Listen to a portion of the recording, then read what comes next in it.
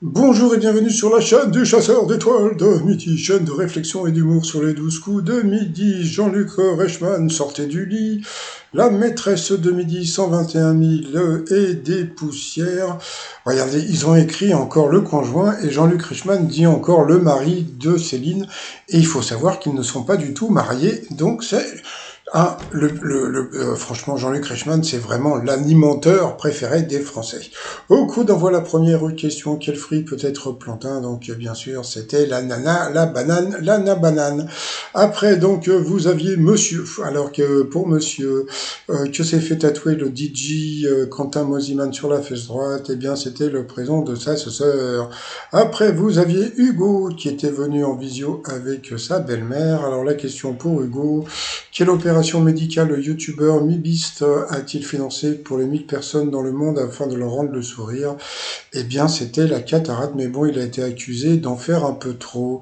Après, vous aviez Popo Pauline, qui était très mignonne, alors, qu'a retrouvé après 5 ans le Britannique Wallace Lee, lui valant les gros titres, eh bien, un écouteur dans les oseaux, dans les réreilles, dans les oreilles.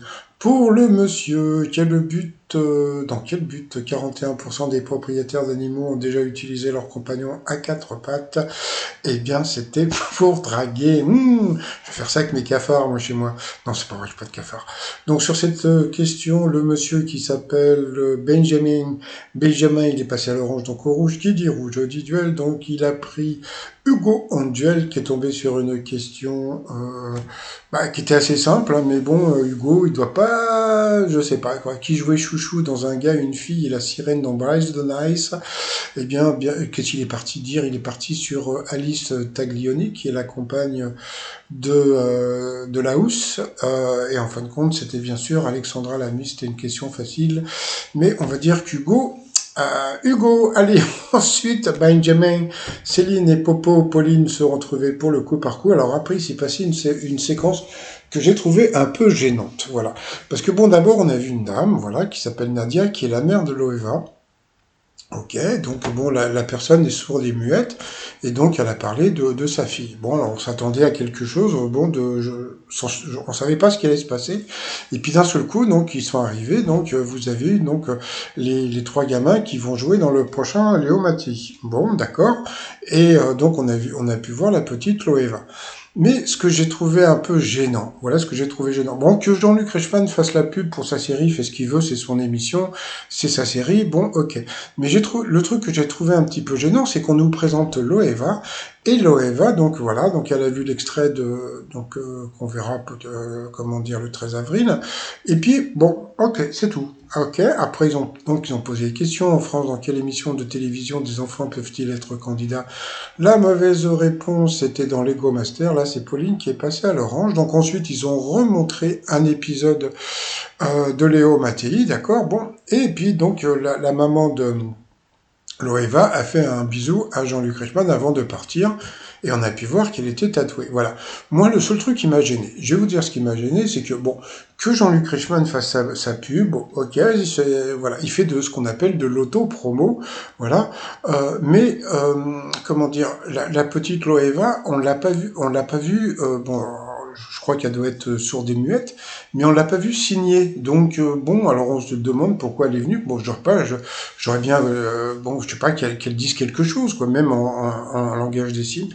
Et ça, j'ai trouvé ça un peu gênant. Après, c'est à vous de voir, mais bon, c'est son émission, il fait ce qu'il veut. Donc ensuite, quel titre avons-nous pu entendre à la radio? La mauvaise réponse était Les fiancés du crépuscule. Ensuite, pour Benjamin, quel poisson existe? Bah, moi aussi, je me serais fait avoir parce que franchement, il est parti sur le bar rouge, mais la veuve noire, moi, j'aurais jamais pensé que c'était un poiscaille.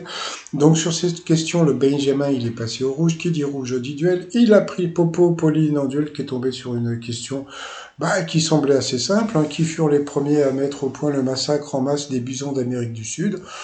Tu serais parti sur Buffalo Bill. Alors les Buffalo Bill, c'était plus, je sais pas, on va dire les cowboys ou la cavalerie. Et en fin de compte, bon, elle a dit les Indiens. Bon, alors tu te dis, oh là là, qu'est-ce qu'elle est nunuche, elle est nunuche, la Popo, hein. Elle est nunuche parce qu'elle a dit les Indiens, et c'était la bonne réponse. Donc, comme je dis toujours, quand vous avez une question tordue, il faut toujours prendre le truc qui semble complètement débile. Et donc, bravo à Popo, Pauline. Donc, voilà. Donc, ensuite, ils ont envoyé la pub. Donc, Popo va se retrouver face à CC pour le coup fatal. Donc, en ce moment, il y a la pub. Allez, allez, retour de pupube. Première question pour le coup fatal. Non, non, non, non, non, non. Alors, quelle couleur associe-t-on à l'habit des membres de l'Académie française? Donc, bien sûr, on dit l'habit vert. L'habit vert. Quand on est dans une période favorable, on dit qu'on a le vent en poupe. Elle n'a pas trouvé. Toujours pour Pauline, avec quelle chanteuse The Weeknd partage-t-il le titre Save Your Tears et Die For You? Et elle a trouvé que c'était Ariana Grande. Bravo à Popo. Ensuite, quel cinéaste italo-américain a réalisé le clip Bad de Michael Jackson? Elle est partie sur Martin Scorsese. Bon, ça semblait italo-américain, donc bon, voilà, Martin Scorsese, voilà. Donc bon, il y avait John Landis, hein, mais je sais pas s'il est italien, hein. Ensuite, quel célèbre capitaine est une création de Leiji Matsumoto qui nous a quitté cette année? Ça, c'était pour Pauline. C'était Albator, je crois, donc elle n'a pas pu répondre. Comment s'appelle le crochet lancé par les pirates pour aborder un navire ennemi? Elle a dit une ancre, c'était, je sais plus ce que c'était, je sais plus, j'ai un trou là. Ensuite, on dit d'un pays qu'on ne paye pas ou un peu d'impôts que c'est un paradis fiscal. Quel futur président sud-africain a reçu le prix Nobel de la paix en 93? Donc bien sûr, c'était Mandela.